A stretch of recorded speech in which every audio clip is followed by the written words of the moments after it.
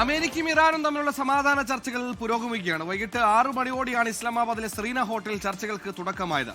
ചർച്ചയിൽ US Iran പ്രതിനിധി സംഘങ്ങൾക്കൊപ്പം പാക് സംഘവും പങ്കെടുക്കുന്നുണ്ട്. US സംഘത്തിൽ വൈസ് പ്രസിഡന്റ് JD വാൻസ്, പശ്ചിമേഷ്യൻ പ്രതിനിധി സ്റ്റീവ് വിറ്റ്കോഫ്, ജാരഡ് കുഷ്ണർ എന്നിവരാണ് പങ്കെടുക്കുന്നത്. ഇറാൻ സംഘത്തിൽ പാർലമെന്റ് സ്പീക്കർ മുഹമ്മദ് ഗാലിബാഫ്, വിദേശകാര്യമന്ത്രി അബ്ബാസ് അരക്ചി എന്നിവരും മധ്യസ്ഥരായി.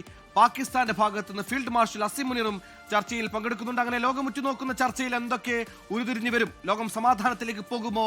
പശ്ചിമേഷ്യയിലെ താൽക്കാലിക വെടിനിർത്തൽ അത് ശാശ്വതമായ വെടിനിർത്തലിലേക്ക് കാര്യങ്ങൾ എത്തുമോ? നമുക്ക് വിശദമായി പരിശോധിക്കാം. വിവരങ്ങളും വിശദാംശങ്ങളുമായി PP ജെയിംസ് ഇന്റർനാഷണൽ ഡെസ്കിൽ നിന്നും, മധു കൊട്ടാരക്കര ന്യൂ ജേഴ്സിയിൽ നിന്നും, GCC രാജ്യങ്ങളിൽ നിന്ന് മുഹമ്മദ് റഹീസും ജലീൽ കണ്ണമംഗലം അടക്കമുള്ളവരും ഒപ്പം അതിഥികളും ഈ ചർച്ചയിൽ ഈ പരിപാടിയിൽ പങ്കെടുക്കും. നമ്മൾ ആദ്യം PP ജെയിംസ് സാറിലേക്കാണ്. ജെയിംസ് സാർ, ഈ പറഞ്ഞതുപോലെ ഒരു സമാധാനത്തിന്റെ ചർച്ച ഒരു ടേബിളിന് മറുപുറത്തും ഇരുപുറത്തുമായി നടക്കുന്നു. ഒരു 74 വർഷങ്ങളായി അല്ലെങ്കിൽ 40 വർഷമായി അമേരിക്കൻ സാക്ഷനുള്ള ഇറാൻ രാജ്യം, ഇറാന്റെയും അമേരിക്കൻ പ്രതിനിധികൾ ഇത് ആദ്യമാണ് ഒരു ടേബിളിന് ചുറ്റുമിരുന്ന് സംസാരിക്കുന്നത്, സംവദിക്കുന്നത്.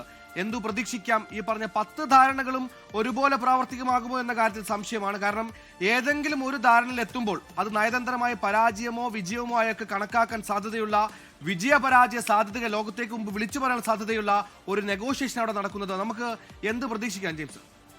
സുഹൈൽ, ഇതൊരു ചരിത്ര പ്രസിദ്ധമായിട്ടുള്ളൊരു കൂടിക്കാഴ്ച തന്നെയാണ്. കാരണം ഇതുവരെ നടന്നിരുന്ന ചർച്ചകളൊക്കെ അമേരിക്കയും ഇറാനും മുഖാമുഖം കണ്ടിരുന്നില്ല. ഒന്നില്ലെങ്കിൽ ഖത്തർ അല്ലെങ്കിൽ ഒമാൻ ഇങ്ങനെ തുടങ്ങിയിട്ടുള്ള രാജ്യങ്ങൾ മധ്യസ്ഥരായി നിന്നുകൊണ്ട് അവര് ഇരുപക്ഷത്തോടും സംസാരിച്ച് കാര്യങ്ങൾ പറയുകയായിരുന്നു. നേരിട്ടുള്ള ചർച്ചയില്ല.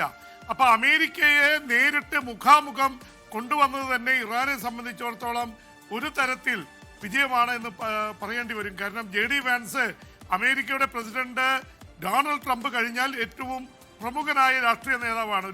അപ്പൊ അദ്ദേഹം തന്നെ നേരിട്ട് ഇറാനോട് സംസാരിക്കുന്നു എന്ന് പറയുമ്പോൾ ഇറാനോട് നേരിട്ട് സംസാരിക്കേണ്ട അവസ്ഥയിലേക്ക് അമേരിക്കയ്ക്ക് വരേണ്ടി വന്നിരിക്കുന്നു എന്ന് വിചാരിച്ച് ഇറാൻ വലിയ ജയത്തിന്റെ ഇതിലാണെന്ന് പറയാൻ പറ്റില്ല. ഇറാന് വലിയ നാശനഷ്ടങ്ങൾ സംഭവിച്ചിരിക്കുന്നു. 30,000-ഓളം തവണയാണ് ഇറാൻ ആക്രമിക്കപ്പെട്ടത്. അവിടുത്തെ ഇൻഫ്രാസ്ട്രക്ചറും അവരുടെ നാവികസേനയിൽ 90% തകർന്നു. ബാലിസ്റ്റിക് മിസൈലുകളുടെ ശേഖരം കുറഞ്ഞു. 2000-ലേറെ പേർ കൊല്ലപ്പെട്ടു. ഒരുപാട് നാശനഷ്ടങ്ങൾ ഉണ്ടായിട്ടുണ്ട്. പക്ഷേ ഒരു തരത്തിൽ ഇറാൻ ഇതിനെയൊക്കെ അതിജീവിച്ചുകൊണ്ട് അമേരിക്കയെ ചർച്ചാ ടേബിളിലേക്ക് അല്ലെങ്കിൽ സമാധാന ചർച്ചയിലേക്ക് കൊണ്ടുവന്നു എന്ന് പറയുന്നത് പ്രത്യേകതയാണ്. പാകിസ്ഥാൻ പ്രധാനമന്ത്രി ഷഹബാസ് ഷെരീഫുമായി സംസാരിച്ചതിന് ശേഷമാണ് ഇരുപക്ഷവും ഇപ്പോൾ നേരിട്ട് സെറീന ഹോട്ടലിൽ ചർച്ച നടത്തുന്നത്. ലോകം നമ്മൾ പറഞ്ഞ പോലെ തന്നെ കാതോർത്ത് നിൽക്കുകയാണ്. കാരണം നമ്മളെ സംബന്ധിച്ചിടത്തോളം ഒക്കെ വളരെ പ്രധാനപ്പെട്ടതാണ്.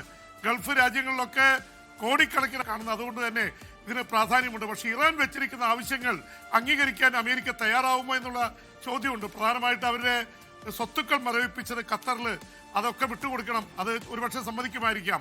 പക്ഷെ അവർക്ക് നഷ്ടപരിഹാരം നൽകണം. അതുപോലെ $2 മില്യൺ ഈ ഹോർമൂസ് കടലിടുക്കിലൂടെ കടക്കുന്ന കപ്പലുകൾ നൽകണം എന്നൊക്കെ പറയുമ്പോൾ സ്വാഭാവികമായിട്ട് അമേരിക്ക മാത്രമല്ല UAE, മറ്റേ കുവൈറ്റ്, സൗദി അടക്കമുള്ള രാജ്യങ്ങളിലൊക്കെ അവരുടെ ഏറ്റവും കൂടുതൽ വാണിജ്യം നടക്കുന്നതാണ്. അപ്പൊ ഇതൊക്കെ അനുവദിക്കുമോ എന്നുള്ള ചോദ്യമുണ്ട്. നാശനഷ്ടങ്ങൾ, അവരുടെ പരമോന്നത നേതാവിനെ അടക്കം കൊലപ്പെടുത്തിയതിനുള്ള ഇത് ചോദിക്കുന്നുണ്ട്. അപ്പൊ ഇതൊക്കെ വരുമ്പോൾ അമേരിക്ക എത്രമാത്രം ഈൽഡ് ചെയ്യും? അമേരിക്കയെ സംബന്ധിച്ചിടത്തോളം അവർ ഡിഫൻസിലാണ്. കാരണം അവരെ 10-15 യുദ്ധവിമാനങ്ങൾ തകർന്നു.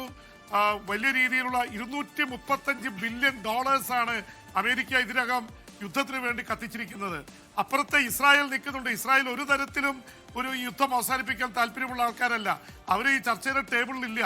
അമേരിക്ക പറഞ്ഞാൽ എല്ലാ കാലവും ഇസ്രായേൽ കേൾക്കുമോ?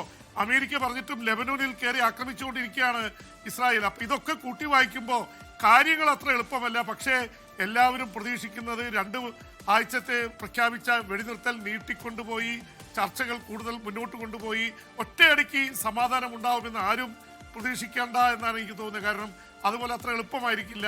പക്ഷെ 1, 2, 3 ഘട്ടം ചർച്ചകൾ കഴിയുമ്പോൾ 2 കൂട്ടർക്കും അമ്പ് കൊള്ളാത്തവരില്ല കുരുക്കൾ എന്ന് പറഞ്ഞോണം. ഇസ്രായേലിന് പരിക്കേറ്റിട്ടുണ്ട്, ഇറാന് പരിക്കേറ്റിട്ടുണ്ട്. അമേരിക്കൻ ബേസുകൾ ഏതാണ്ട് ബാലിസ്റ്റിക് മിസൈൽ അയച്ച് ഇറാൻ വല്ലാത്ത ഇതിലാക്കിയിട്ടുണ്ട്. ഗൾഫ് രാജ്യങ്ങൾക്ക് മുഴുവൻ സമാധാനം വേണം. കാരണം ഇവിടെ UAE-യിൽ മാത്രം ഏതാണ്ട് $50,000 ബിസിനസ്, $50,000 കോടി എന്ന് വെച്ചാൽ 45 ലക്ഷം കോടിയുടെ ബിസിനസ്സാണ് UAE-യിലും ദുബായിലൊക്കെ നടക്കുന്നത്. ഇതിനൊക്കെ പ്രശ്നം വന്നിരിക്കുക. കോടിക്കണക്കിന് ആൾക്കാർക്ക് യാത്ര ചെയ്യാൻ പറ്റുന്നില്ല. വിമാനക്കൂലി കൂടുന്നു, എണ്ണവില കൂടുന്നു. ഹോർമൂസ് കടലിടുക്കിലൂടെ 20% ചരക്കുകൾ കടന്നു പോകുന്നതാണ്. അത് കടക്കാൻ പറ്റുന്നില്ല.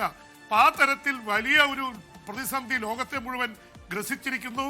സമാധാനം വേണം, പക്ഷെ ആര് കുനിയും, ആര് വിട്ടുവീഴ്ചയ്ക്ക് തയ്യാറാവും എന്നുള്ളത് വലിയ പ്രശ്നം തന്നെയാണ് സുഹൈൽ.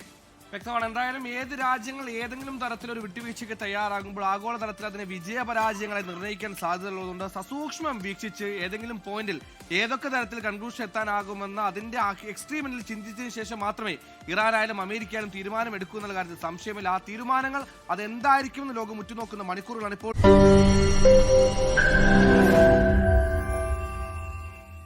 ലോകത്തെവിടെയായാലും ഏത് സമയത്തും 24 വാർത്തകളും ഓഗ്മെന്റഡ് റിയാലിറ്റി പാക്കേജുകളും എക്സ്പ്ലെയിനറുകളും വിശദമായി കാണാൻ ഞങ്ങളുടെ യൂട്യൂബ് ചാനൽ നിങ്ങൾക്ക് സബ്സ്ക്രൈബ് ചെയ്യാം.